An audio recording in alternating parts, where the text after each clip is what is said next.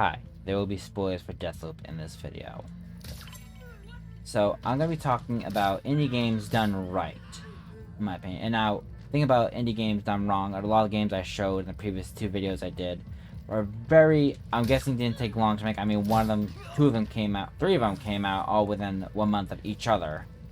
Kind of like how Five Nights at Freddy's was not a good game in comparison to games like, well, Deathloop's not exactly an indie game, but I would say Deathloop, which is, like I said, not an indie game, but it's made by a big company. Games like Hollow Knight and Undertale and whatnot. I'm talking about games like that. Well, the Hollow Knight knew the next Hollow Knight game, Silksong, is going to be coming out eventually. Obviously, I mean, when I'm saying this, it is the end of August 2023. And it's been in production for like ever, but it's an indie game. I expect it to take a while. Unlike some games that are just not gonna take that long because you're spending like a week or two making the game. Like, oh, I changed up 2 words in this dialogue, or just changing text dialogue and whatnot. That's not much of a game change. Where Hollow Knight, what they did was make a good game, make a long game. Sure, they made it difficult, but that was part of it. And it's a Metroidvania game. Metroidvania games aren't necessarily supposed to be quick, but you can unlock so many powers in that game. Like how you can do like shooting out like a fireball kind of thing. I'm just thinking of fireball as a spirit thing. I haven't thinking in a while. Like shooting like a fireball and whatnot, and also like doing a dive bomb and like throwing magic in the air. Like so many small things like that, and just that alone just makes it better than these other games like how I fell in love with your dead grandma or by this game I have a gun or whatnot. You know, it's just good games, you know? I want to talk about our indie games, which people can develop. Obviously, you need a lot of time and effort to make these kind of games, unlike the other games which I talked about, which you don't need any time or effort to make. Because you could probably do those games that I talked about with, oh, what is it called? An AI. An AI can probably make those. So, it's actually not that great of games. Like, the other guy that had this game did a game that was, what is it called? Like literally it had drawings in there and live action people in there. Like that's not exactly a indie game. It's a meme. Like all those games are memes. Like My Name is Mayo is a meme game, but they came out with a third one because the other two did so well, and also those games were like 99 cents, like for both of them, and then the next one's gonna be $2, which actually turned out to be very well, a very good game in the end. It was a meme game that turned out to be a good game eventually, which is really cool. In my opinion. Now, not all meme games turn out to be really good games and whatnot, but you know, sometimes they do. You know, I mean, it's obviously not a big game, like, and some people just need to make money, and I understand that. They just need to make some money real quick, but like, it's not really a good way to make money. And I know why they make games like the waifu simulator games. It's because for incels, people who don't know what to do with themselves, so they're gonna play a game with water squirting other women, or all women in general with water guns. It's just sad. You know, if you're going to want to get off to that kind of thing, just watch the stuff online. Like I'm not gonna say the words, but the word that rhymes with mesa, which is another word for corn. Look up that stuff. It's just that simple, you know. Or you can, what do you call it? Get a significant other that actually you're nice to, and not actually like nice in the sense of what a nice guy is, like actually genuinely care about that person. But besides for that, let's talk about Undertale. It is surprisingly good for a game where you think nonchalantly about it, where there's not much you do in the game. I mean, there are some things like it's a turn-based RPG, and like the combat is very interesting how they do that. Like the combat is very active. Like you can possibly dodge attacks and stuff like that, which is really cool. You know, and multiple endings, like a pacifist ending, a genocide ending, and just normal endings. Stuff like that. There's plenty of endings in the game. It's just really cool how you can do all that stuff in an indie game. Like it has more endings than some freaking AAA games nowadays. So I understand it takes time to make those kind of games, but that's like very low polygons and stuff like that. Like compared to games like what's it called? like the waifu game, like that actually has definitely quote unquote good graphics compared to like a game like Undertale, where it has 8-bit graphics, which is a graphical style, which is not as taxing and whatnot. But there's such a great story in Undertale. Like literally, you're punished for being a bad guy in the game or a bad person. And I need to press this one. Okay. Now, also, just so you know, all these things that you're seeing me do in Deathloop is basically supposed to be randomized for every single person. So the codes you see me put in the game are not the same codes you would put in the game if you were playing this game, because they're basically randomized for each person, like I said. But it's I don't want to say it's not hard to make a good game, because obviously it takes a lot of time and effort and passion. But that's the thing about some of these games. There's no passion. It's just about money. Which I understand, this economy really sucks and all. I don't have a job currently. I'm looking for one. I just lost my job. I get it. You need to make money. But I'm not going to make a freaking terrible game, because I want the gaming industry to thrive. You know, I want it to do well. I want people to pick up a game like, oh, this is a game with a little bug that can literally just save the world. That's so cool. Sure, it's a hard game, but like, my mom just recently got into video games. She is 50 years old, or going to be 51 years old. Got into video games a few months ago.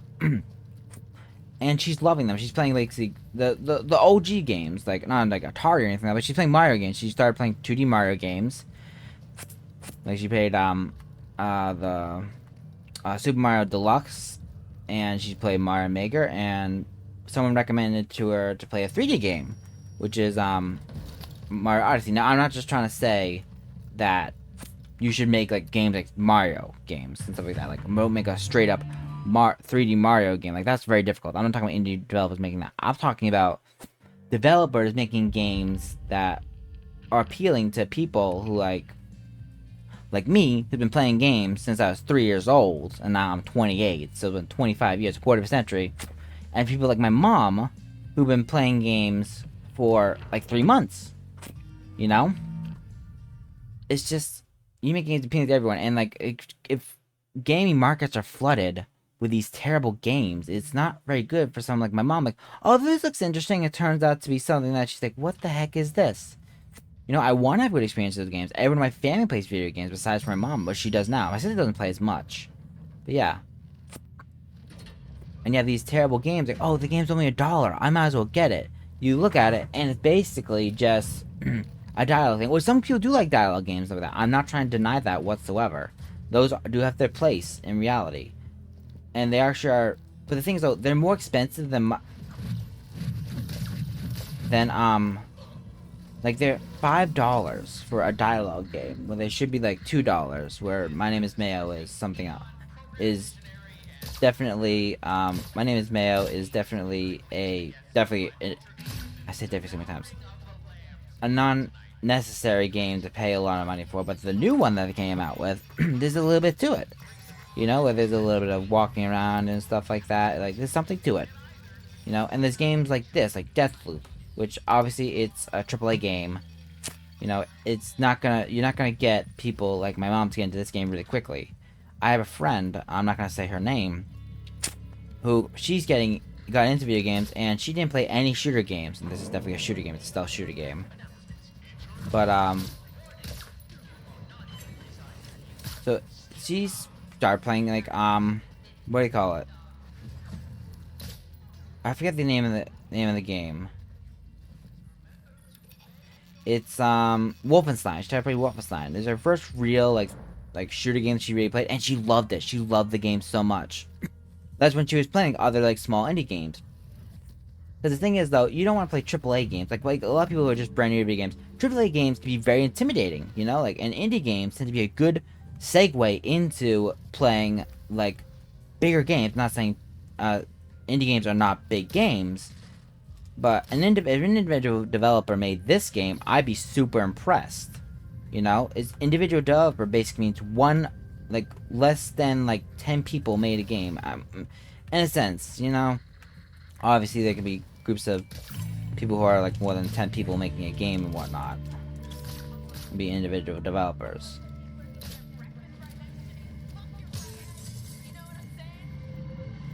So there's a lot of games out there that are really good, that are made by indie developers and whatnot. A lot of good indie developers out there.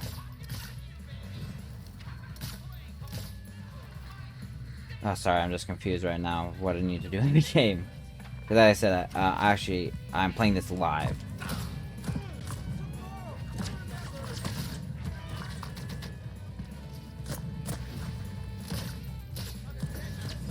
Obviously, you're supposed to do this a different way. Not the way I'm doing it.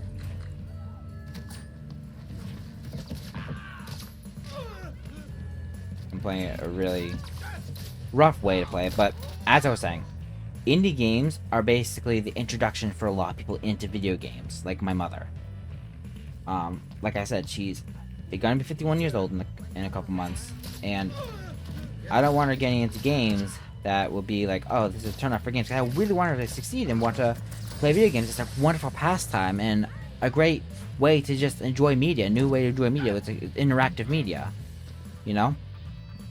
So doing that is just my favorite thing. I love playing video games, and I don't want the gaming industry to fall down because of all these terrible games flooding the marketplace. Obviously, my mom's not gonna play I'm in Love with Your Dead Grandma or anything like that, though. You might play some games that are similar to that, like My Name is Mayo. Like, oh, I like Mayo. This looks interesting. Now that's a meme game. Seems like it's just clicking. This is such a weird game. She may not exactly stop playing video games because of that, but it's just games like that are so easy. Just like, oh, it's 99 cents. I will get it. It's not a big deal. When there's other games that are like $20 or indie games, like, I don't know if I want to play this or not because it's not a AAA game, or for some people, it's like that. The $20 games are a lot cheaper than the $70 games that are out nowadays, you know? And they're a lot more enticing because a lot of times they're a lot shorter. So they're a lot less of a time commitment, you know? Play those kind of games. So it's just, indie games are the heart and soul of the gaming industry for introducing people to video games and for also making the video game market decent. You know, but a lot of times indie games become games that are not decent. Like the waifu simulator games and stuff like that. They have their audiences, but like, I don't want that flooding my Xboxes, my PlayStation onlines, my Nintendo Switch onlines, my Steam's market, and stuff like that. I mean, if you like those games yourself, more power to you. I'm not trying to deny you in what you like in video games. I'm just trying to say that I don't want the gaming market to basically become like a lot of TV shows are on, like Netflix and stuff like that. They're very much cash grabs and very shitty and stuff like that. First swear of the video, and it's at 13 minutes in. You know, it's just, it needs, I don't want it to fall, and like, because I was watching some shows on Netflix, oh, this is really interesting, it's a cartoon, like, okay. And I'm like, but it's Netflix, it just has a bitter taste in your mouth. Like some of these shows on Netflix. They're cartoon shows. You know, like, or they're based upon other shows. It just gives you a bad taste in your mouth. So I don't know how I feel about that, to be honest, going into the gaming industry and whatnot. So I just really want the gaming industry to thrive and do well and just, you know, just be good. Be better than other industries. And there's also industries like media, as in books. Of people making these AIs write books and stuff like that to make a quick buck. Obviously, that's a bunch of gibberish. I love listening to AI talk more than just as much as the next guy because it's freaking hilarious. But like, I don't want people making games that are basically written by AI that are not supposed to be jokes, you know. And a lot of these games are jokes that you're actually physically paying for. Now, if the Waifu Impact or whatnot was basically a free game, no, I'm fine with that. That's fine. It's free. You're not losing anything besides the time it takes to download. You know? So yeah. That's the whole thing about this. Is that I just don't want the gaming market to be flooded with terrible games. I want to be flooded with games like Undertale, like Cartago, like Hollow Knight, Like so many other great games, like Untitled Goose Game, like the Goat Game, where you play as a goat. Like that game was supposed to be a meme, but it ended up becoming a really good game in the end. You know, some games become such memes that they're great games. You know, but there has to be some substance to those games. You know, you want these substances to work in games. They don't have to be great games, but they need to be better, in my opinion. So that's gonna be the end of the video. I hope you guys enjoyed. I basically played through the entire Deathloop real quick, not from the very beginning. But yeah, hope you guys enjoyed the video, and I will talk to you again another time. Bye.